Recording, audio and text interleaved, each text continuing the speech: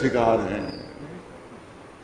زیادہ تر جو مخالف ہیں وہ ماشاءاللہ وہی حاسدین ہیں کہ جو خوفناک سازشیں کرتے رہتے ہیں اور بھیانک سازشیں کرتے رہتے ہیں صرف اپنے حسد کی بنیاد کے اوپر. میں نے کہا کہ جو ہم کریں گے اس کا وہ الٹا کریں گے. ان کا نہ کوئی مسلک ہے، نہ ان کی کوئی منطق ہے، نہ ان کی کوئی فکر ہے. ان کا مسلک ہے حسد. حسد کی بنیاد پر جس طرح سے بنی امیہ، جو میں نے بنی امیہ کہا تو غلط نہیں کہا، پھر دوہرا رہا ہوں.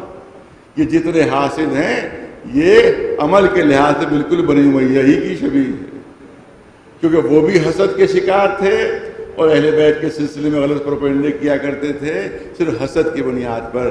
تو یہاں بھی کچھ مولوی ایسے ہی ہیں جو حسد کے شکار ہیں اور ہر چیز الٹی. یہی تھے جو بی جے پی کے قصیدے پڑھا کرتے تھے. ارے اس سے بہتر تو کوئی پارٹی نہیں ہے.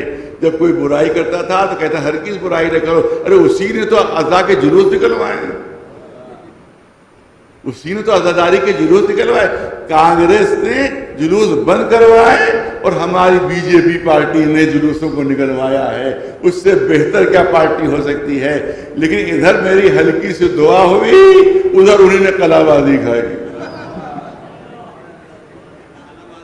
ادھر قلعہ بازی کھائی اور وہی جو تعریفیں کیا کرتے تھے کیونکہ کلب جواد نے دعا کر دی لہذا اب ہمارے لیے مخالفت واجب ہو گئی.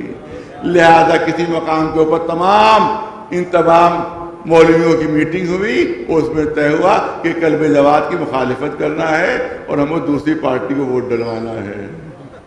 لہذا انہی نے صرف اسی بنیاد کے اوپر ووٹ ڈلوائے. ورنہ اگر میں کانگریس کی حمایت کر رہا ہوتا تو یہ بی جے پی کو ووٹ ڈلوا رہے ہوتے. یہ سب سے بڑی حقیقت ہے جس کو پیش نظر رکھنا چاہیے. اور آپ کو معلوم ہی ہے کہ جو فیس بک پر ہوتا ہے، کسی نے بڑا اچھا کہا ہے کہ فیس بک پر وہ لوگ قوم کو مشورے دیتے ہیں کہ جن سے گھر والے بھی مشورے نہیں لیا کرتے ہیں، جن سے ان کے گھر والے بھی نہیں ان کو لائق سمجھتے کہ ان سے مشورہ لیں. وہ پوری قوم کو فیس بک کے ذریعے سے مشورے دیا کرتے ہیں. اور اس میں بھی کیسے کیسے لوگ ہیں. اب ظاہر جمعے کا خطبہ ہے لہذا بہت زیادہ وضاحت سے بات نہیں ہو سکتی، لیکن عجیب عجیب لوگ ہیں. جب کوئی نہ کوئی ذاتی پرخاش ان کو ہے جو مخالفت کر، یا تو پارٹیوں کے دلال ہیں، ان کی پیٹ پر لات پڑی ہے اس لیے منہ سے آوازیں نکل رہی ہیں، یا پارٹی کے دلال ہیں، اور یا پھر کوئی نہ کوئی ذاتی پرخاش ہے. ایک مولوی جس کا قم سے نام آ رہا ہے، میں اس کو مجبوراً بتانا پڑ رہا ہے کیونکہ وہ اس کا بھائی بہت زیادہ لکھ رہا ہے. تو اس کے بارے میں یہ ہے کہ مجلس علماء کی جب وہاں پر وہ تشکیل ہونے لگی تو اس کے لیے انتظامیہ کمیٹی بنائی جانے لگی. تو انہیں نے اپنا نام پیش کیا کہ مجھ کو بھی انتظامیہ کمیٹی میں لے لیا جائے، مگر وہاں کے لوگوں نے بتایا کہ یہ قابل بھروسہ نہیں ہے، لہذا ان کو منتظمہ میں نہ رکھا جائے. لہذا وہی کے لوگوں نے ان کو ریجیکٹ کیا، میں نے نہیں کیا، انہی کے لوگوں نے ان کو ریجیکٹ کیا، مگر دشمن وہ میرے ہو گئے. لہذا میرے خلاف وہ لکھ رہے ہیں اور ان کا ایک بھائی لکھ رہا ہے. اور اسی طرح سے ایک صاحب جو بہت زور و شور سے لکھ رہے ہیں. ابھی کچھ دن پہلے آپ نے سنا ہوگا کہ لکھنؤ سے ایک خاتون کو لے کر روانہ ہو گئے تھے اور مجلس علماء نے ان کی مخالفت کی. تو وہاں لکھا تھا کہ ان کو وہاں سے ہٹایا جائے قوم سے. اب وہی میرے خلاف سب سے زیادہ لکھ رہے ہیں. تو یہاں سے اب مجبوراً وہ لفظ نہیں استعمال کرتا ہوں جو اس کے لیے استعمال کیا جاتا ہے. لے کر چلے گئے تھے کسی خاتون کو، بس سر پر امامہ تھا، دوش پر قبا تھی، اس کے بعد ان کی یہ حرکت تھی. وہ زیادہ سے زیادہ میرے خلاف لکھ رہے ہیں. ایک صاحب وہ ہے کہ جو یہیں قریبی کسی دیہات کے رہنے والے ہیں، ان کو بمبئی کا پورا کرایہ نہیں مل پایا تھا کیونکہ ان کا خاندان بہت لمبا چوڑا تھا تو پورا کرایہ میں نہیں دے پایا تھا. وہ دشمن ہو گئے، وہ لکھ رہے ہیں میرے خلاف. تو زیادہ تر ایسے ہی لوگ ہیں جو خلاف لکھ رہے ہیں.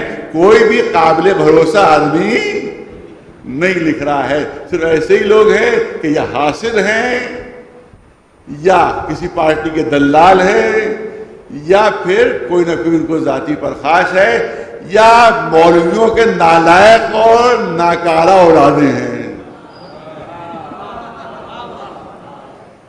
وہ لکھ رہی ہیں قوم کو کوئی مطلب نہیں ہے، قوم کے لوگ نہیں، صرف 15-20 لوگ ہیں جنہیں 20 اپنی فیک آئیڈیا بنا رکھی ہیں اور اسی سے لکھا کرتے۔ لگتا ہے بہت سے لوگ لکھ رہے ہیں، لکھتا ہے بہت، مطلب بھائی 15-20 ہے جو آئیڈیا بنا کے آئی ڈی بنا کے لکھتے ہیں، لہذا اسی میں سے کسی نے ایک جاری کیا جس میں کچھ پیسوں کی گفتگو ہو رہی ہے تو اس کے خلاف FIR ہو چکی ہے۔ انشاءاللہ جس چوہے نے یہ کام کیا ہے اس کو ہم لوگ بل سے نکال کر رہیں گے،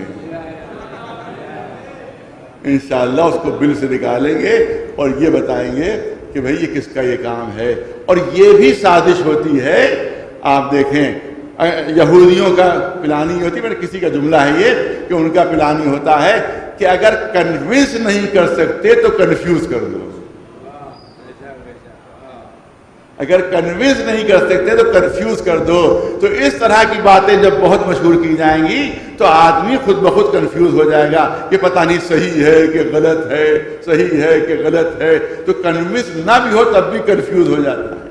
اور یہ بنی امیہ کی سازش ہے پرانی، لوگ بگڑ رہے ہیں کہ بنی امیہ کہہ دیا۔ ارے جب حرکتیں بنی امیہ جیسی ہوں گی تو کیوں نہ بنی امیہ کہا جائے گا؟